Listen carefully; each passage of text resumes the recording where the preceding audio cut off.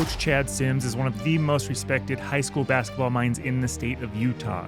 He was the head coach at Weber High for 7 years. He then spent 1 year as an assistant to legendary coach Jay Welk before taking the Northridge head coaching position. After 3 successful years at Northridge, Coach Sims became the head coach of the Davis Darts in 2014. He just finished his 11th season at Davis, and his teams consistently make deep runs into the state tournament, including runner-up in 2020 and state titles in 2021, and most recently, this year's 2025 state championship. His teams are known for their tough defense, aggressive offense, and disciplined teamwork. Chad's insights into coaching and what players and their parents can do to have the best high school experience is invaluable, and we are honored to sit down with him. All right, we're here at Davis High School with Coach Chad Sims, coming off a state championship. So, Coach, unbelievable year. Take us through the year for you. And another thing that I would like to know from you on this is, did you know going into this year that you had the potential to have the year that you had with this team? Yeah, this year was an unbelievable year. It was great. We started off last spring, and traditionally we speak with our team collectively as a group. We take some time with each individual parent and player, and then collectively as a group again. And we had the hopes that we would be good. We knew we had some pieces. We had a senior class that was confident in what we wanted to do, and then we began to piece together what we wanted the next 10 months to look like. We talked about what the off season would look like. We talked about what the season would look like, and we had this vision, and we never really talked about the outcome. We just kind of talked about the process. And as I watched the team develop and the guys work in the weight room and skill development, and then started the season, I thought it was a possibility. And then, we've coached long enough that you have to have some things go your way, and we did. We played a preseason schedule that I thought prepared us for the obstacles that we were going to have along the way in the state tournament. And there was some tough games and that we were able to pull through. And then I think all of us kind of had the hope it would work out. And then when it did, it was almost like, wow, we did it. And so from the senior class, that was their expectation. And I thought they did a really good job leading out. But it was a special run for us for sure. It's not fair to do this, but I want to go to 4 minutes and 30 seconds left in the state championship game. It's not fair because there's so much that happens before this, right? But about 4 minutes and 30 seconds in the state championship game, Carlo Mulford hits a 3 to put you guys down 3. What is the conversation with your team at that point? Coach Meacham called a timeout after he made that 3. If he wouldn't have, maybe we would have called a timeout, maybe not. It would have been interesting to see what would have happened with the decision-making of our team at that point. We have been in the situation before. Like I just mentioned, by design, like we scheduled some really tough preseason games and tournaments during the preseason. We traveled out of state a couple times, and every game was tight. And so in fourth quarters, we had been down in certain situations, and so it wasn't a situation that our kids weren't prepared for. We had been there before, but Coach called a timeout, and we come out and we drop a play, and if I remember right, we call it number 1. But anyway, we threw the ball to Bodie, and he had Kale on him, and he took him off the dribble to the basket. That wasn't the play. So in the timeout, I think I mentioned this before. We're like, hey guys, we got to make some plays on both ends, and we've been here before, and that was kind of the message. It wasn't the play that I drew up or anything else. The guys just made a play.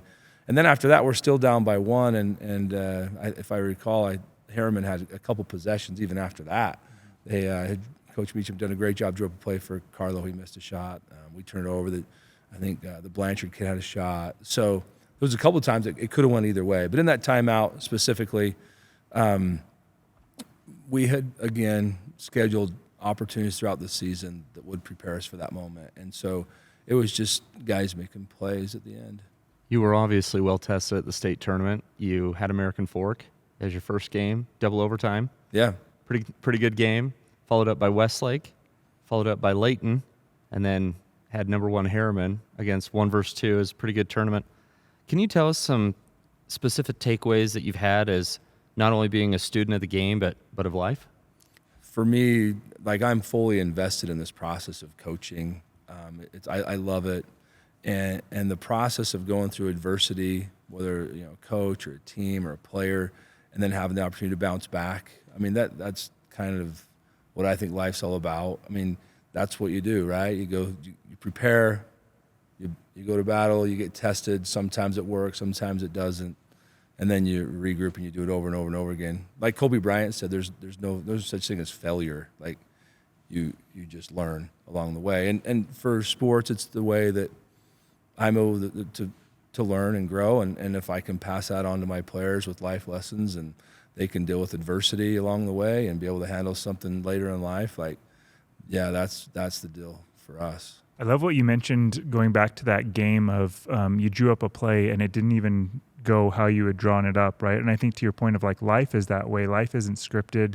Things happen that go off script and you have to be able to adapt. How did you build that into your team, the ability to recognize opportunities to be creative while still being in a structured environment of a play call or sets or whatever that may be? I think that's one of the keys to coaching. This might be a little bit long-winded answer. When I was younger, I spent a lot of time coaching football. I coached in the days of when Skyline High was winning a bunch of state championships, and I remember coaching against them and being here at a local school and thinking, what do they know that we don't know? Because I'm willing to do it, but what are they doing that I don't know? And it wasn't necessarily the special play, because if they're running a special play, like I'll run it and then I'll have the outcome, right? Well, no, that's not how it works. So based on that story, again, last year I mentioned we met as a team. We identified some things as a team that we knew we wanted to improve on from the year before, and also to prepare us for these moments. And so we, in our spring league, we identified, here's 10, 12 workouts, here's 10, 12 spring games or summer games that we're going to play collectively as a group. When we play in those games, we're not just going to show up and clock in, clock out, everyone rotate through, get the same amount of minutes. We're going to identify the moments that we recognize can help us when it matters. So when we run a play in a spring game or whatever, and someone improvises based on the defense making an adjustment, okay, the next time we have a time to gather as a team, we're going to recognize that. That's an opportunity that's going to present itself in a moment where these good coaches are going to take us out of the things that we're doing really well. And we have to be okay with it. So we prepared for that moment. And then obviously we have to make the shot, or we have to make the right pass or the right decision. And we run the play, and if Bodie misses a layup, maybe it's a different story. But, Bodie made the drive and the bucket. But we had talked about that before. In practice, you can simulate that stuff pretty well. So again, going back from the beginning, when I'm watching Skyline, it wasn't the play. It's the players within that context. And them having the confidence to be able to execute in a moment where, if I go out of the norm, am I going to be okay? And I think that just happens from experience and relationships. No, completely. I think that safety that your players have, knowing that the coach isn't going to ream me if I went off script, because if you're hesitating in a basketball game, especially at that level, you're a step behind, and that's enough to lose it, right? Yeah. And so to have that freedom and flexibility while also not going rogue and doing whatever they want to hurt the team, I think is something that's clearly been developed. So you mentioned you developed those things in practices, or something specifically where you let your players know, okay, you have this amount of flexibility and freedom and look for opportunities, but also we kind of got to rein some things in. Like, that seems like a delicate balance. For sure. If you were to watch a team play, you can tell which coaches give their players more rope than others. But so, for example, with Bodie taking that shot, we had our guys and our seniors all year telling Bodie to do that all the time. So it was collective group, which I thought made this group special. It wasn't just Bodie, Coleman or JT or any of our guys, Bryker, Bennett, whatever, taking a bad shot or making a bad decision or going out of the context of what we're doing. They all believed that they were trying to do what they thought was necessary to win. And we would have those conversations openly. So in a spring game, if Coleman takes a bad shot, hey, Coleman, we can get the next one, or hey, great job, keep doing the same thing. And the dialogue from the teammates gave them the confidence to get out of a realm a little bit, but feel the confidence that they could do that. Again, as a coach, there's a couple of times I remember vividly, like a guy taking a shot, and I'm like, what are we doing? And behind me, I've got Bennett and Bryker saying, yeah, keep going, and Croydon saying, take that shot every time. And I'm like, okay. So they felt it from each other, and that's kind of what made this group special. Talent and culture in high school, you have to have them both to win. You don't have enough talent to win out all the time. On the college NBA level, it wins out. But that was part of it. They just gave each other enough confidence from the stuff that we had done all year to do that. So credit to them. Coach, we're on site here at Davis High School in Kaysville, Utah, and this is obviously a cool venue. You know, it feels different than other places we've been. Talk to us a little bit about what we talked about offline of the rich history here at Davis High School and the basketball over different generations of families. Well, I grew up in northern Utah and played against Davis High School, and when we played against them, it was a big deal if you could beat Davis High, regardless of what records were or whatever. We kind of jokingly, say that you can tell the people who grew up in Kaysville and played for Davis High, they take pride in it. It's a big deal to them. And when you have an opportunity to coach here at Davis High School and you have a community like that, that's what you want. That creates the atmosphere that you want in high school competition. So when I came here and got the opportunity to coach here after Coach Welk, I think Davis, I don't know for sure, but it's 100 years plus, and there's only been 9 or 10 basketball coaches in its history. So the opportunity to be one of those guys is extremely gratifying, and we don't take it for granted. Love the opportunity to be here. We try to recognize that tradition as much as we can, because I think it's a big deal to the community.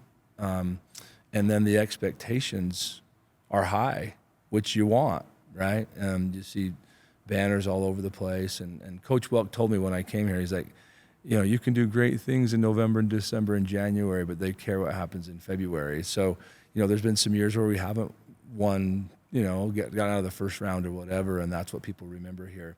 So you combine a community that cares, a community that wants to win, has high expectations. That's where I want to coach. How do you develop this community, especially as you get into kind of the youth programs, right? So before they get to high school, what's going on here in the Davis community to build up future Davis High basketball players? So I remember when I was first coaching up at Weber High School, every community kind of has their own way of development. So for an example, down in Utah County, they've bantam leagues. The junior high programs aren't as connected with the high schools, I think. They have these bantam leagues. And then up here, you had junior high programs that are pretty established and kind of the feeder system into what comes into the high schools. When I was up at Weber High School, their junior high season was different than Davis County. So kind of choreographing and organizing a future league is what we used to call it, or a feeder system. It's kind of tricky based on where you're at. The developmental years of 8th and 9th grade, we would go play Riverton or West Jordan, and they had freshmen in their programs. And so we were relying on a junior high program in the 8th and 9th grade year to develop those kids that were going to come here. And so when I was up at Weber, I kind of just said, I got to go get all my guys, and I got to do something to compete. I got to go beat the American Forks of the world. I don't have to just beat North Ogden Junior High, right, or whatever. So when I was at Weber, I put a ton of time on organizing some sort of feeder system during those years. When I came here to Davis County, they have the junior high season as well, but it's a different time. It's before the high school season. So that created some issues to help those kids develop. For a while there, me and Coach Miller at Layton established a bantam league to kind of simulate what they were doing down there. And it just didn't fit the community in the district as well as it does down there. So as I've kind of established a program wherever I've been, the feeder system has to be a priority. And it's different wherever you go. You would think that one model would fit everywhere, but it doesn't. So here at Davis High School, and going back to the early days of coaching against in football or basketball, whatever it's in, this establishment of building this developmental program has to be at the top of the deal. Otherwise, you're just not going to be good enough. Here at Davis High School, I do what's called an advanced camp. So I run our traditional summer camps in June, and we invite the whole community. Kids can come, and we get hundreds of kids to come. But in the fall, before our Davis High program starts the high school season, I'll collectively find the kids, because we have pieces of 3 or 4 junior highs, and I'll pull those kids and say, hey, we're going to do an advanced camp. Come once a week. It's going to be for an hour and 10 minutes. We're going to teach you our stuff. We're going to run our stuff. And then collectively, if you want to be part of a team, then maybe a dad grabs a group of them or whatever, and they go play in a league. But I'm going to get them in my gym in the 7th, 8th, and 9th grade. They may play for a junior high over here and a junior high over there and play against each other at the junior high level, but you're Davis High guys. And so they're going to come up here, and we're going to get them here once a week, teach them our offense, teach them our defense. And then when they get the opportunity to be here as freshmen or sophomores, the developmental of understanding the X and O's has already been done, and now we're just fine-tuning how you can maximize your talent level here at Davis High. The one thing that's really apparent here when you're relying on the junior high programs to help develop rather than the Bantam is, so let's say we split half of Shoreline High, half goes to Layton High School and half comes here. Well, our best players may not be Shoreline's best players. So the junior high coach keeps the best players. Well, 10 of them are going to go to Layton and 2 of them are going to come here. Well, maybe those 2 don't even play. Now the developmental years of 7th, 8th, and 9th grade never happen unless they go play AU and they have a really good dad that coaches them. Otherwise, those years of development, 7th, 8th, and 9th grade are huge. And so I got to go get them. And so that's kind of what we identified here in this community. We got to go get those guys and get them in the gym. And then let them enjoy their junior high seasons, whatever, if they choose to do that. But they got to be in our gym and learning our stuff, the guys that are in our Davis High boundaries. So you go get 2 or 3 from this junior high, 2 or 3 from this junior high, who are the Davis High guys, and put them in a gym together so when they get here, it's pretty seamless. If you have a really good junior high program and all the kids feed us, which is like Kaysville Junior High, which is what Coach Welk had, he had Coach Gardner down there, and he would just run their stuff, and that would be ideal. But I'm dealing with maybe a junior high coach that doesn't, do all those things, and then you're at the mercy of whatever he does, and then you're behind the 8 ball when they hit high school, and then I got to go beat Bingham, and they're 2 years ahead of me. So sounds like a good. That was a long-winded answer. Yeah, sorry, man. We loved it. Well, I've thought about it a lot. That's what we're here for. Sounds like a good way to put them on the radar, though, right? Is to find those kids and put them on the radar. Eric and I have talked amongst ourselves a little bit about how high school coaches fill out their coaching roster. So assistant coaches, trainers, that type of thing. Do you mind talking about that for a minute? Yeah, I mean, I in my years of coaching, bad help is worse than no help. So if you can't find good coaches, sometimes it's we think we got to fill a staff, and on any level, the support and loyalty of your coaches is really important. My staff, I've never had a problem here. A lot of people want to coach at Davis High School, and Coach Street's been with me since I've been here, and he's been great. I've got a couple community members that have been part of the program. But understanding what those expectations are of those coaches and being really direct in those things, I think helps with the staff and going where we want to go. I mean, it has to be about our community, it has to be about Davis High School. But having good help is really important, but having bad help is worse than no help. How do you flesh that out? I know you've got Sean Green, who is an incredible player himself, and now he's in the coaching staff. So as you said, a lot of people I think would be willing to be your assistant. How do you filter through, okay, this person would or wouldn't work well? I think they have to have the right, what's their why?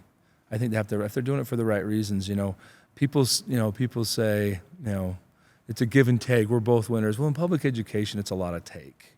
I mean, we're putting in a ton of time without a ton of return. And, if it was monetarily valued and all that stuff, then we're both winning. You come help, you get paid, whatever. But so you have to find the guys who want to do it for the right reasons. And then, taking the time to find the right guys and put them in a position to help kids is really important. Taking their strengths and their weaknesses is really important. Each coaching staff does a little bit different. And for us, I just want the guys that want to do it for the right reasons. And I make it clear, the number one priority is because of the tradition here. Like Davis High is going to last a lot longer than all of us coaches, and so we're going to represent the community and the school the right way, and we're going to do the best thing for kids. Eric and I were talking a little bit about playing multiple sports. How is that viewed with you? How is that viewed at Davis High? Do you encourage it? Do you hate it? How do you feel? Well, I was a multiple sport athlete when I played, and so we want to think that that's still the case. I think times have changed a little bit in the fact that people are playing year-round, and so to keep up with that, it's a daunting task for kids. We love kids playing multiple sports, but when we talk to kids about it, I'll be really specific. So I've had my own kids play here for us, and they played multiple sports coming up, and so I've dealt with it even on a personal level outside of coaching. But When they come in and we talk to them about basketball, and we have these individual meetings that we have with them and their parents, and they want to play multiple sports, I want to just be honest with them. And what I tell them is I say, look, that's great. I'll organize everything I can outside of those multiple sports so you don't ever have to choose. A lot of coaches will say, well, this is the basketball schedule. You got to make it or you don't make a choice. Well, that's hard for kids. I mean, they're being pulled in different directions. They want to do it. Maybe there's some of their friends are playing football and not basketball, whatever. So I'll do the best I can to organize our schedule around what they're doing. So we had 3 football guys. We had a baseball guy. We'll organize around their schedule. So when it's basketball, these 12 sessions are our time for all of our basketball guys to be together. That's number one.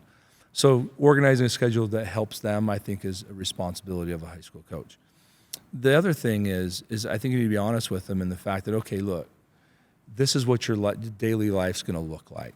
So you're going to wake up, school's going to start in the fall, you're going to go to school, you're going to go to football practice, and then if you don't touch a basketball until November, change your goals, because now your day is going to be filled up with another hour of shooting.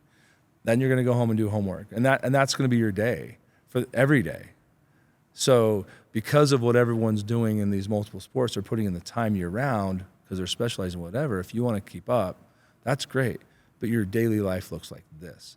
So something's got to give, your social life or whatever, which some kids are fine with. Yeah, I love the grind. I'll do it all. I love it. And then some kids are like, nah, I don't. That's too much for me. We had a baseball guy, our center this year, our 5-man, Croydon Christensen, was a baseball guy, pitcher, really good at it. He'll have a chance to go play in college. Well, for me to say it's basketball season, you can't touch a baseball, well, that kid's going to feel this pressure. He doesn't want to disappoint me. He doesn't want to disappoint his baseball coach, whatever. So I understand, hey, you got to go throw. Otherwise, if you wait till March to start throwing the ball, you're not going to have a good high school season. You're probably going to ruin your arm. So if I can find ways that he knows that I support him in doing that, then he can do both. And I think in return, they're going to give me as much as they can on the court. They don't feel like, I don't want to disappoint Coach Sims, so I'm going to sneak in the back door and go throw, whatever. Now, we're honest with them, too. You know, Croydon, you go throw the baseball, but if you're not putting any time with the basketball, then change your goals in basketball because you can't keep up. But if you're honest with them and you kind of spell out what the day is going to look like for them and they choose to do that, then I want to support them and help them do that. We've won a couple of state championships, and we've had multiple sport athletes on both of them. The toughness that it brings, the competitiveness has been great. I wanted to touch on that because I went to the Westlake game in the state tournament, and I was sitting on the front row, and it felt like courtside. And I messaged Eric, who wasn't at the game, and I was like, Davis scares me. Like, they're aggressive, they're fast, they're big, they're strong. And even back to your Weber teams, you kind of had that reputation of being tough, hard-nosed teams. And I think football, you've got a couple football guys that bring a different level of toughness. You have experience playing football too. But is that something how do you instill that toughness in your teams to be that aggressive physical style? Because as our kids are 9, 10 years old, trying to get them to be aggressive can be hard sometimes. They want to be a little bit more passive, and your teams are not that way.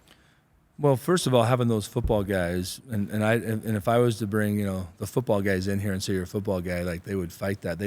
They want to think that they're more than just a football guy. But more than anything, when you have these multiple sport athletes, the competitive nature that they have within themselves. I mean, like Trayden is a football guy, and you get him in a basketball practice and do basketball drills, he gets bored. But if you put him a 5-on-5, he's winning. And that competitiveness that kind of translates from sport to sport to sport is something you can't simulate. So having those guys around, the competitive spirit they have, wanting to win, is one thing. And then to be aggressive, the strength behind it, the weight room and all that stuff that they're able to put out on the court is different, and it's special. One thing that we do defensively is we put a premium on that. I would say I'm probably more of a defensive coach. If you were to ask people that, I feel more comfortable with it, and that comes from my days when I was young. I have some theories on that, of how that happened, but we were principle based on defense, and when we give guys concrete direction and principles based on where the ball's at, and then they believe in that, they can be super aggressive in what they're doing. So you combine that with, athleticism and strength, and then they know where to be when they're supposed to be there collectively. We pride ourselves on being really aggressive with that. Offensively, depends if the ball goes in the hoop or not. Defensively, I don't care. You know, it's a little different story. So From an outsider's viewpoint during the state tournament, I felt like you were extremely confident. Your team was extremely confident. How do you simulate game-like experience during your practice? How do you get your kids confident so when they're in a game, they're ready for those situations? Well, I've heard this before, and maybe you guys heard this, the Point Guard Academy thing. I think there's a little deal on that. No one can take your confidence from you or even give it to you. It's earned, really. And again, we've talked about this. You know, when we get to a moment, either the kids have put in the time or they haven't. If you know, put in the amount of shots, or you've put in the time collectively as a group to talk about certain situations, and then when you get there, if we're super aggressive and confident in what we're doing, then we can play that way and play with confidence. My personality, and sometimes coaches can get after guys and make them second guess themselves on some of those things, and so you have to be careful. I think some kids you can push pretty aggressively, and some kids you can't. I think that's coaching, but you have to be careful with that side of it. But I think the confidence side comes from the kids believing and putting in the work themselves when they get there. If we get to a practice, there's some days coaches got to get the motor going, keep going, and sometimes they build their own confidence. We've done this before. We've been there. So that's a tricky deal. I don't like it when people say, it took my confidence. Oh, come on. No. You're insulting your own intelligence when you make comments like that, because, yeah, it's a tricky deal, but either you've put in the work or you haven't, and you've had conversations about what you want to do or you haven't. And if you've had them, you should be confident in what you're doing.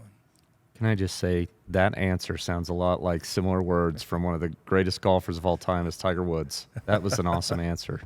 Oh, thanks. You have an incredible team, and I want to talk a little bit about Coleman Atwater. You've got the team, but he took on a heavy offensive responsibility.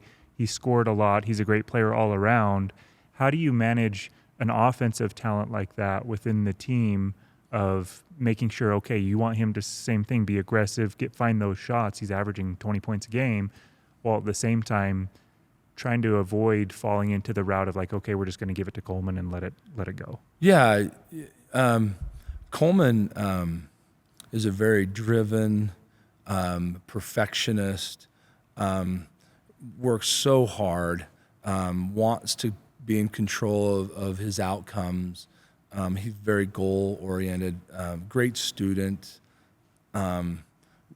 He's fabulous. And I think with this team, Coleman had the mindset coming in like, I'm going to control the outcome of this year. And it was great.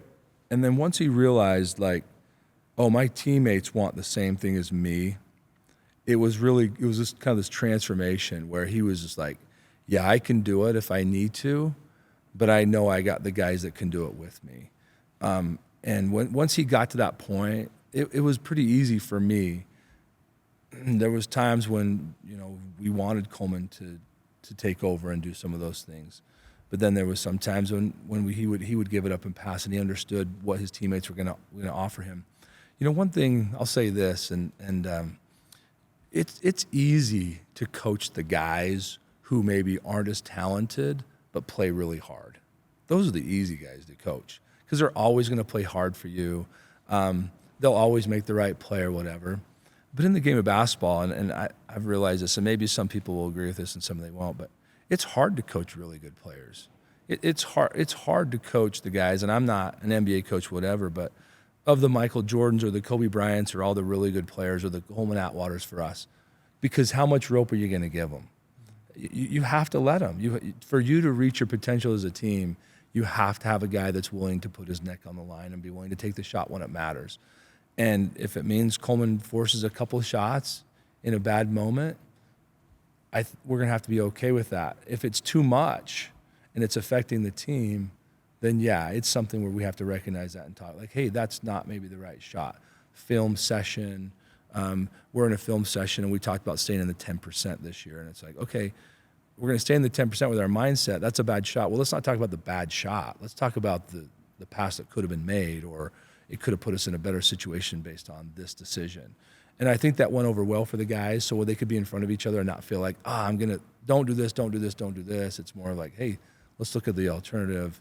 And to coach Coleman Atwater, these really good players, it's hard because you got to give them enough rope to take it, but also make sure they understand what the next pass means for the team.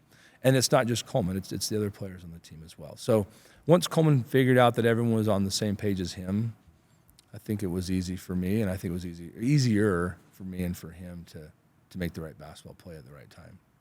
It's so interesting you bring that up, because sometimes when you take these great players like that, sometimes the right play isn't the best play, right? Sometimes the other team wants to get the ball out of your hand, and so they're trying to make other things look open and stop him from shooting, but him not shooting is not the right thing to do, right? Yes. And so it's a delicate balance there. 100%. In fact, Coleman thinks that every time he shoots it, it's the best shot for our team.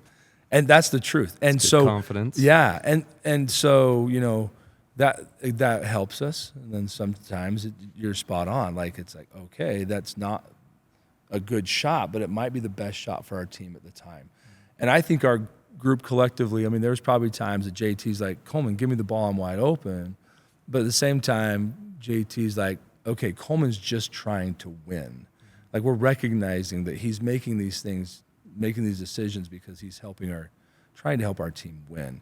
If JT was in a game and like, oh, Coleman's just trying to get 40, then it's probably a different mindset or culture for our team if that's the case. But I think from the beginning, the guys thought Coleman wants to win. We talk about that stuff, and so Take me through a game day tradition maybe that you have here at Davis, or something that you've instilled that, hey, I'm a sophomore here at Davis High and I'm on the team.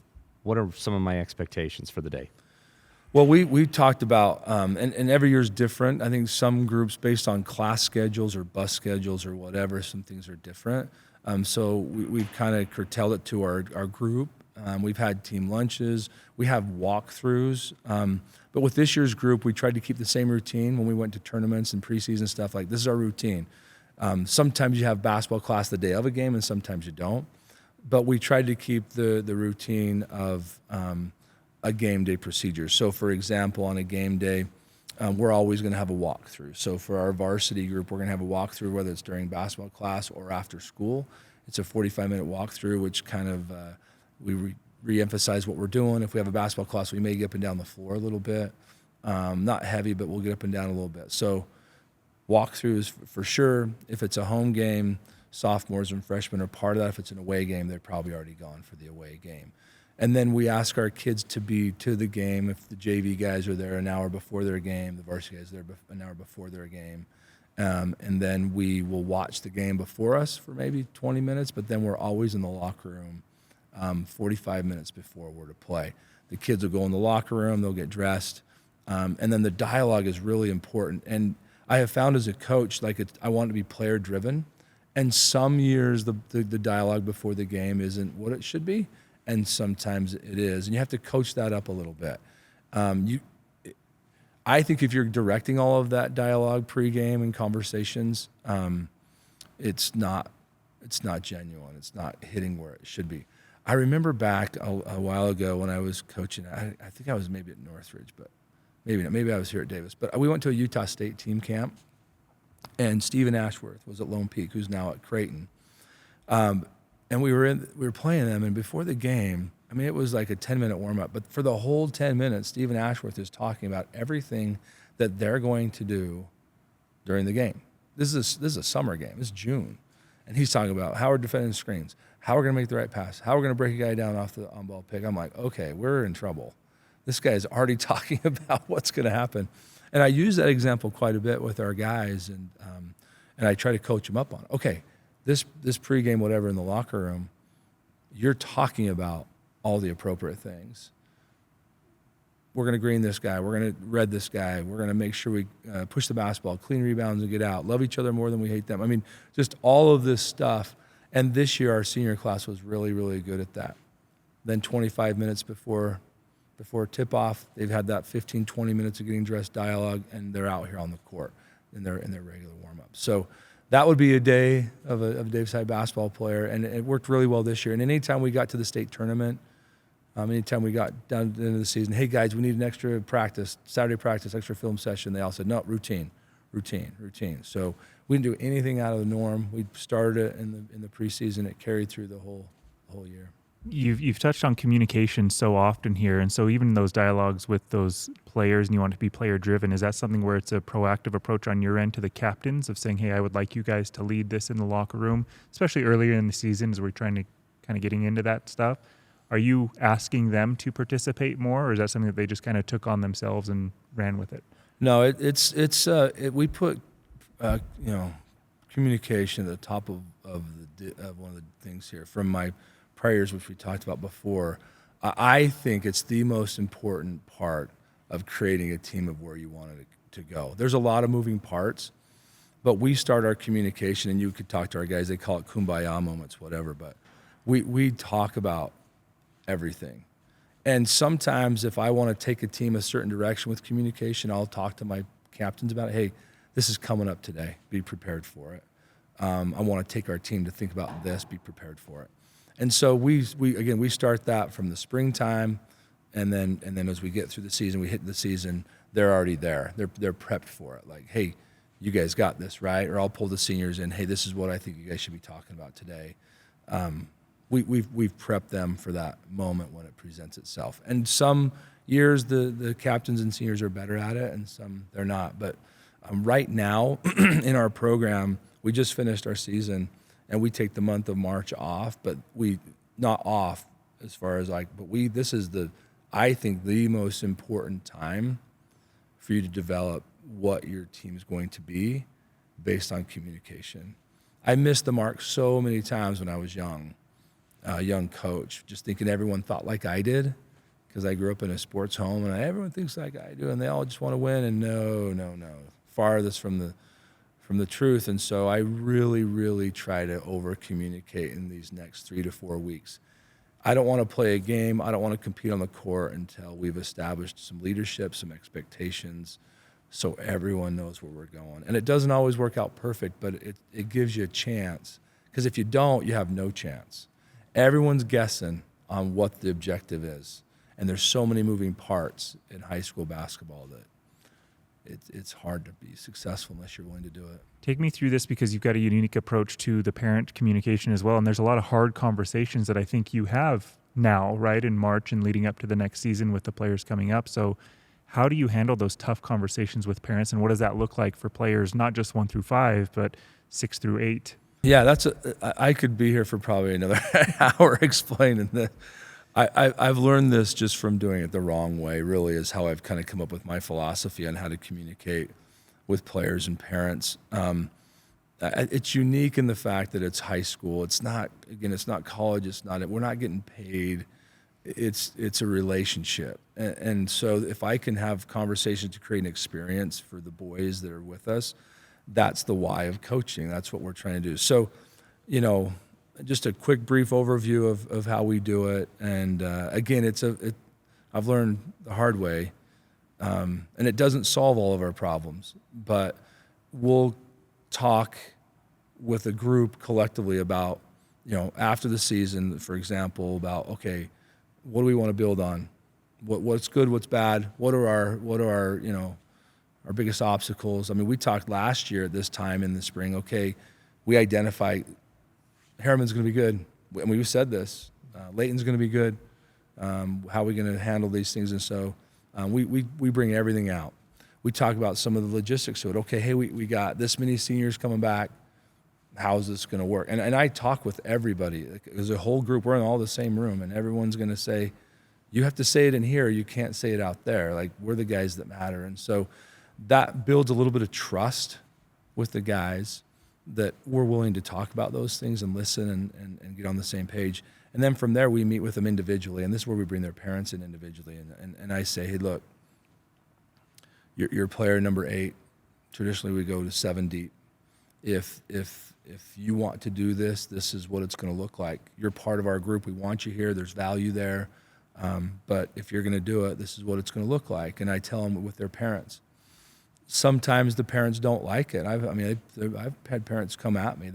I disagree, and you made promises, and this is what I think we should be doing, and I don't agree with that. I'm like, that's great. Like, I hear you. I'm sorry if I've offended you, whatever, but I've done it long enough. This is what we're going to do. And throughout the years, sometimes parents and players just say, okay, it's not for me, and they'll leave. And then sometimes the parents understand that. They stick around and their kid has a wonderful experience. And then I tell the parents, hey, this is how I'm gonna play it the same way in the summer as I am during the season. So when you come to a game in the summertime and your son's number 8, it's not equal playing time. Well, can they change their stars? Can they get better? No, they can't, because everyone else is gonna get better too. So we're gonna be working on the things right now in the spring and the summer that we're gonna face in January and February to prepare us for the moment. Because we only have a window of 4 or 5 weeks, and then I got football guys off here and baseball guys off here. So we only have these 10, 12 games in the springtime or summertime to prepare for that moment with our Davis High guys. So I tell them that's how I play it. And what it's done is the guys, we find out in April, May, June, who really wants to be part of Davis High basketball. Player number 8 may be best friends with player number 1. And if I'm like, I can't have this guy, he's going to be a problem, well, I just severed a relationship that they could have been together for the whole senior year and enjoyed the whole process. But maybe player number 8 and player number 1 don't like each other, and players, it's not worth it to me. Okay, well, then he just leaves on his own. I don't have to be the bad guy. He's like, I don't want to do this.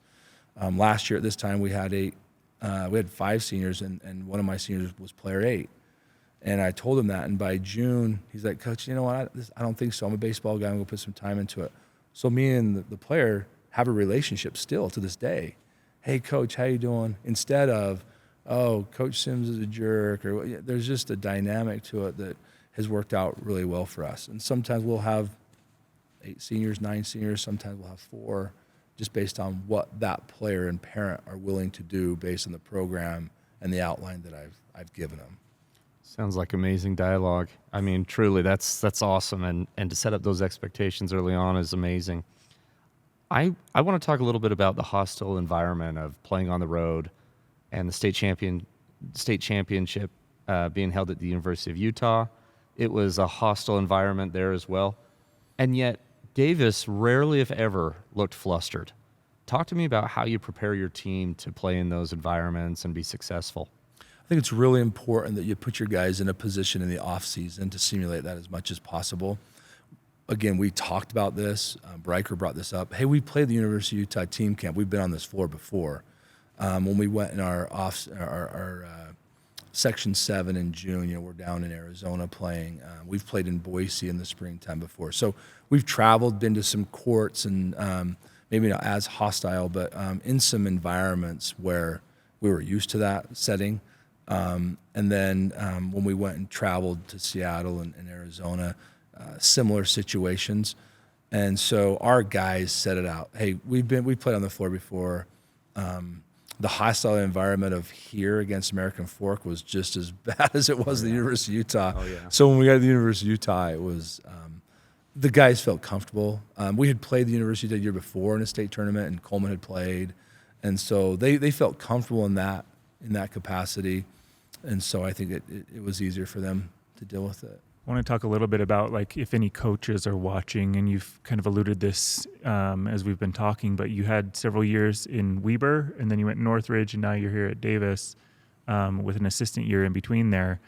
The Weber years were not what I would describe as successful as the Davis years. And so there's this transition of tough years at Weber into a little bit more what we would describe as consistent success at Northridge, and then obviously here at Davis. What changed during that time? What is the difference between your Weber years to now with your experience in going through all of this? Well, like we've talked about before, I was pretty young when I got that Weber job. Very fortunate. The Weber people were great. It was awesome to get an opportunity. But I was young, and I thought I had everything figured out. And I was just going to compete and just outwork everybody, and which were great traits. And yeah, you have to do all those things. But the communication and all the nuances of being a high school coach, I had no idea. And I was learning on the fly. And so the opportunity to be to Weber was great for me, and just to grow up a little bit as a coach. Learn the hard way. I've always been that way. I have to learn from experience. I can't receive the counsel probably as best as I should. But anyway, the Weber days were great. And then when I left there and had a chance, I came over here to Davis to assist with Coach Welk.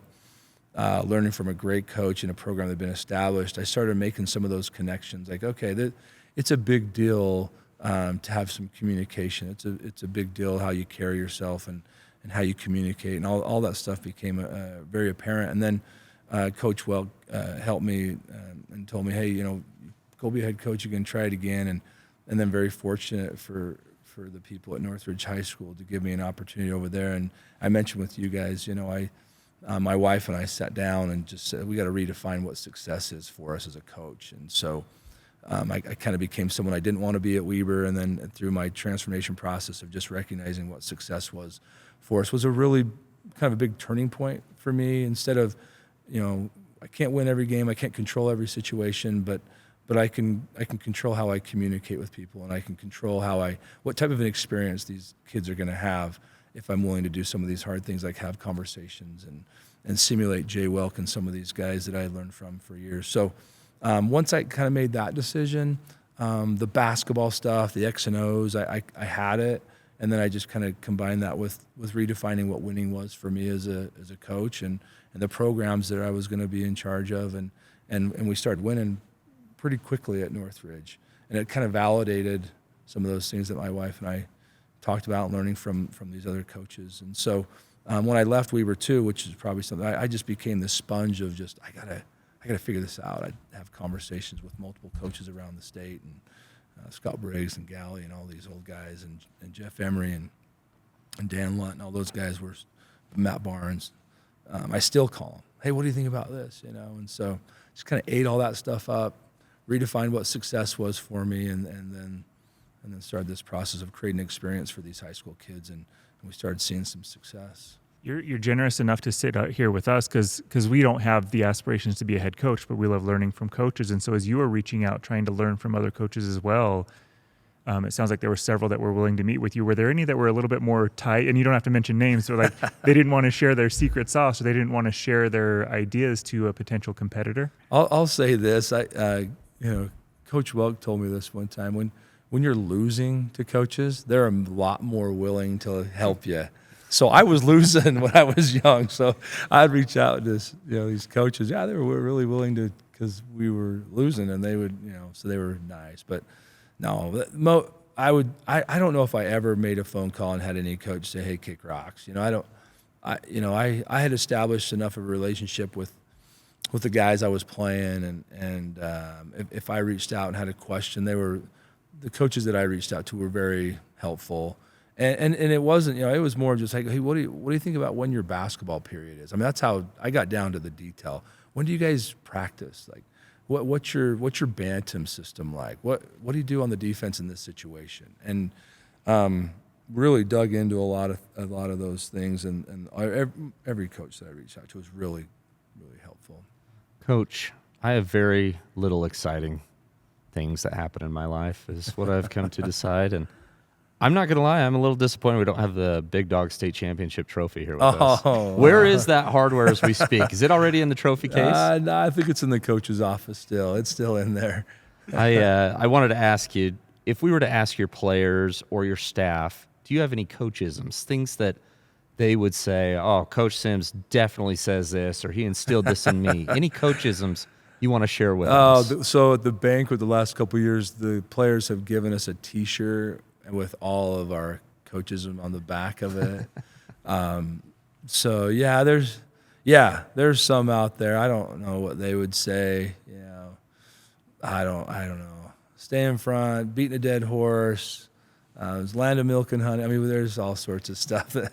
Sideline, baseline. They kind of make fun of me a little bit, but yeah, there's some coachisms out there that I have, and maybe some I probably shouldn't share. This is a family-friendly podcast. Yeah. We had the chance to speak with Jeff Judkins, and played in the pros. He coached at the U and then BYU, obviously, for a long time. And he said that losing as a coach is harder than losing as a player because you don't have the control, right? And your job depends on it. Would you agree with that? And also, is winning as a coach a different sort of reward for you to see the boys accomplish this ultimate goal and to see the success? Yeah, I agree with that 100%. I learned that really easy that, as a player, you always felt like if I could control everything, right? If I watch it and I can be out there, I can make a difference. The hardest thing for me, that transition being a coach, is, okay, I got to go out there and teach these kids the habits that hopefully win out when the moment matters. And sometimes they do and sometimes they don't, and you have to be okay with that. And finding that that niche of how a kid learns and how he performs under pressure and all that stuff is a puzzle, and I love it. I love it. The losing is harder as a coach because you're like, you go through every moment. I could have done this. I could have helped him here. What am I thinking in this moment? So yeah, that's difficult. But then the winning part of it, winning for me, like even the last couple of years, you're really happy for these kids. The moments that they can win and it validates their hard work, I mean, those in itself will propel them, who knows how, maybe a lifetime, because of the principles that they learn along the way, and then they're validated through some of those things, is just something that's the most rewarding for me. It's what life's about. And hopefully you get rewarded a couple of times along the way. And it's like, yeah, you believe in it, and that's who I become. And so the winning part of it's great. I'll go back to the Kobe Bryant part of losing. That hits me. Like, there's no such thing as losing. You have to kind of train yourself that way. Otherwise, the losing will bury you. And so, but the winning is, it's the validation of what we're trying to instill in the kids, of the habits necessary to reach their potential. So, we've heard a rumor that you've never received a technical. We want to know right now No. on the show if you can confirm or deny. Oh man, I've received a technical before. Oh my Just gosh. one? The worst part, I got kicked out of a game one time. It was bad, but it was a long time ago. I got a couple technicals, but traditionally, I'm not a technical guy. I've gotten a few, but I don't get very many. So, but I have got technicals before. What is that relationship like for you and the referees? Because in our recap of the state tournament, we felt the officiating was inconsistent, right? And I don't know that it was necessarily for or against any specific team, but going through that game as casual fans who didn't have a horse in the race, we're like, I don't know about that, right? And so how do you train yourself and your team to be like, okay, that's going to happen. The officials are going to make mistakes. We make mistakes. How do you keep them moving forward and not losing their cool when a couple of things don't go their way? When I was younger, and we probably all could say this, it was them against, they were the enemy, right? And, I guess as you get older and you get some wisdom, you're like, wait a second, I love this game, and guess what? They're part of it. And parents, officials, players, coaches, something that we all are choosing to be a part of, and they're all a big part of it. They're going to be a part of it. So you got to make it work. I think they're doing the best they can. If there's some inconsistencies, trust me, like I felt like I've gotten slighted as much as anybody else. But if I can't embrace that part of it, then it's not going to be good for our program or the game or anything else. So there was probably some bad calls and probably some good calls, and it's okay. And coaching was bad and coaching was good, and it's just part of it. It's such a tough gig because 50% of everybody in the gym disagrees with every decision that they make. So. Well, and again, like I said, I mean, public education polls, right? And so we want good officials, and if we're hard on them and we don't appreciate somewhat of what they're doing, you're not going to have them, and then what does the game turn into? And so we need those guys, and they need our support as much as we can give it. Coach, I have a loaded question for you. I seem to have a lot of them. But, Eric and I have talked about playing on teams that haven't made it to the state championship or ultimately won that final game, as does every other team except one have that experience, right? And my question is, you having had mega success, what does it take to win a state championship? Well, I think in high school, you have to have talent and you have to have culture. You can't have one or the other. Like I said before, you get to the college level, like talent can win out a lot of the times. You get to the NBA, and it's the talent's going to win out.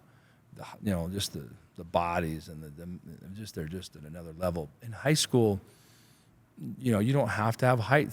You don't have to, you don't have to be the best shooting team. There's all these variables, right? You have to be talented, but I think the culture of it is really, you have to have both to win it. I think. So you have to put in the same amount of time for both. You got to put in time to be skilled. You got to put time in for culture. And if you're like, I don't want to deal with that culture side of it, I'm just going to, do this, then you're going to come up short. You're like, oh, well, we're just going to be really good guys, play really hard, but we can't shoot it a lick. Well, you're not going to get it. I think you got to have both to give yourself a chance, and then have a couple, things go your way. But in high school, you have to have both. So as a high school coach, if you don't put a premium on both of those things, you're going to come up short somewhere, in my opinion. My dad was a longtime coach of myself, and we brought this up with Coach Meacham as well, but it seems like to win a championship, we called it luck. A lot of people don't like the word luck, but a couple things have to go your way, as you've mentioned, and have to bounce your way. Was there anything in this tournament where a ball bounced a certain way that got you through a game that maybe you might not have had otherwise? Or were there any moments of, I'll call it luck, but we can call it fortune or whatever we want, this year for you? If I had to go back to something probably specific, if we were just talking about a game, probably the American Fort game was one that we had to have some things go our way. If we would have shot the ball at least decent from the free throw line, we would have finished the game early, but we didn't shoot the ball well. We never really talked about that at all. But if I had to say that there was one game where there was a moment where we had to have some stuff go our way, probably the American Fort game to get through that one. Would you be willing to draw up a play for us? Sure, I'd love to draw a play for you. I'm gonna grab the other camera. It doesn't have to be the play, but let's go back to that situation where Harriman hits a 3 to put you guys down 3. They call a timeout. You've got the ball, and it's a critical time of the fourth quarter. You need something to happen here. So out of that timeout, we went to a play that we had ran back in the springtime, and this goes back to our conversation about the moment and being able to make plays out of certain situations instead of just being a robot. Your best coaches are going to take you out of what you run. So they're going to know our stuff, especially Jeff Gardner at Skyrays. You know all of our stuff, right? So you have to be in these positions and work on them throughout the year so they know what their various options were. So we were going back to the play that we ran back in the springtime from the very beginning because it was the most comfortable. And we talk about scoring out of every action. So we number our stuff here. And at the time we went small, and this was Bryker Kauser at the time, and he's our 5'10" kid that hit the 3 in the corner. But we put him in this position because he understands all of our stuff. So anyway, what we were trying to do was get Coleman a few options. So we threw the ball here. He came through. He's going to pop up and get this reversal play right here. So now we have this 2-man game on this backside.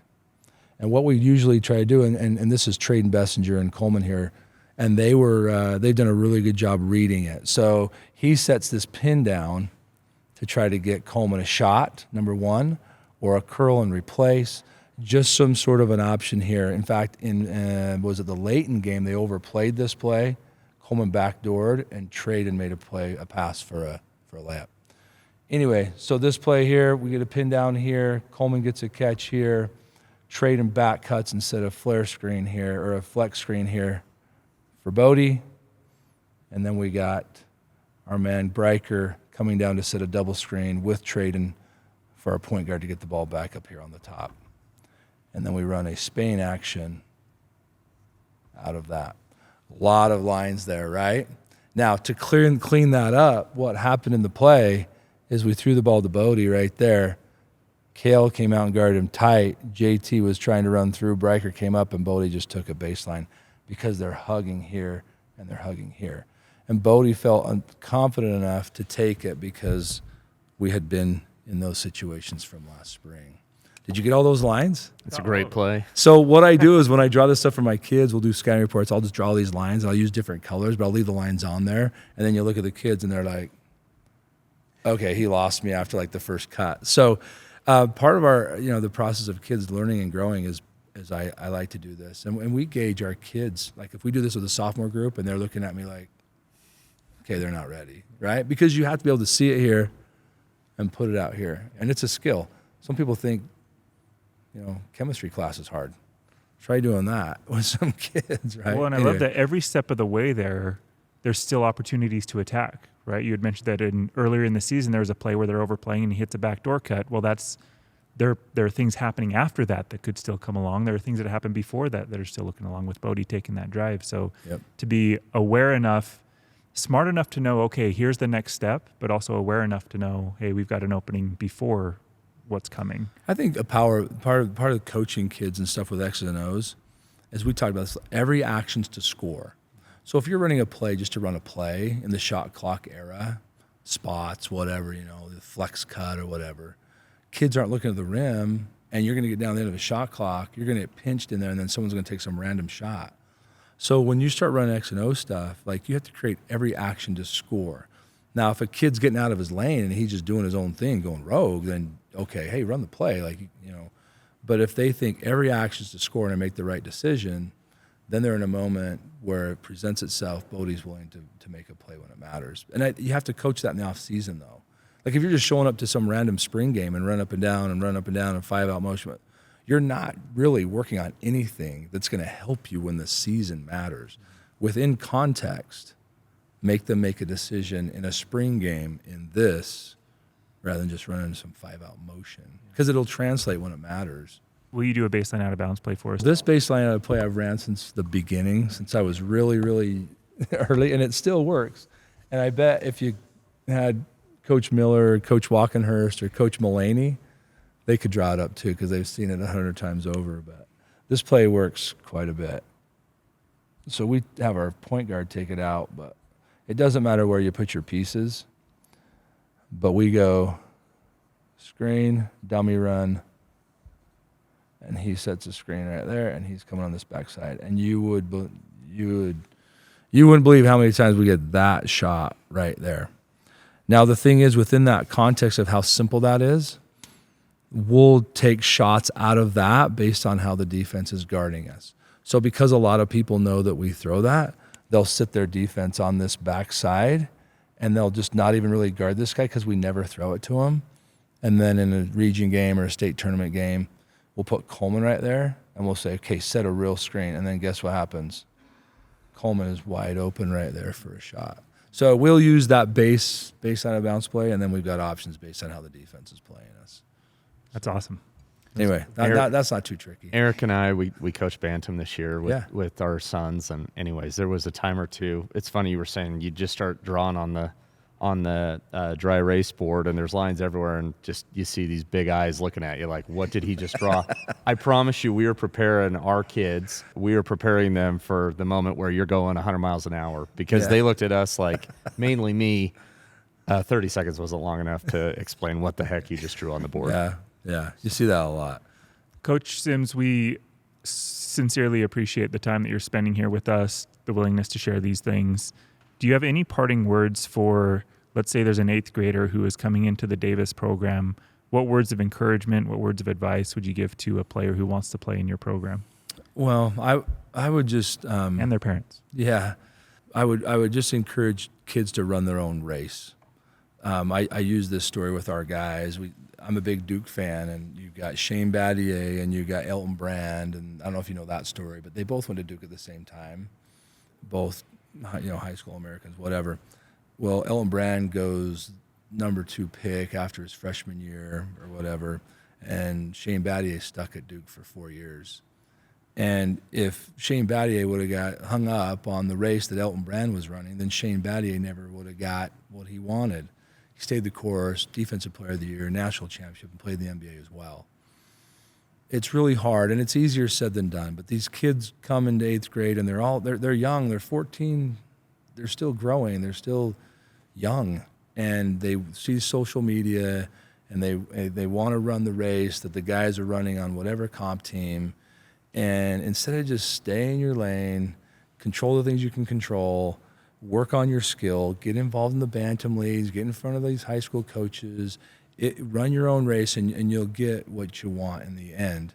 If you get sideways and you feel like you're slighted or you can't get the things that you want that guy's getting, and you run a race, you're just going to get bogged down. You're going to have a high school experience. What do you want it to look like? Control the things you can control, but do the best you can, but don't compare yourself to anybody else. Because it bogs people down. Then they look for answers other places, and they can never really fill the void. And then before you know it, you're a junior or senior in high school, and it's over. And then you got to go be in the real world. And so just enjoy the process of it. Don't compare.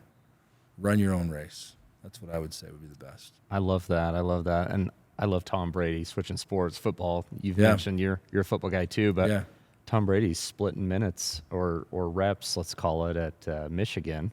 Goes on to become the unanimous greatest of all time, Anyways, so we had a state championship run a few years ago, and our 5-man was a guy that didn't even really get off the bench as a sophomore.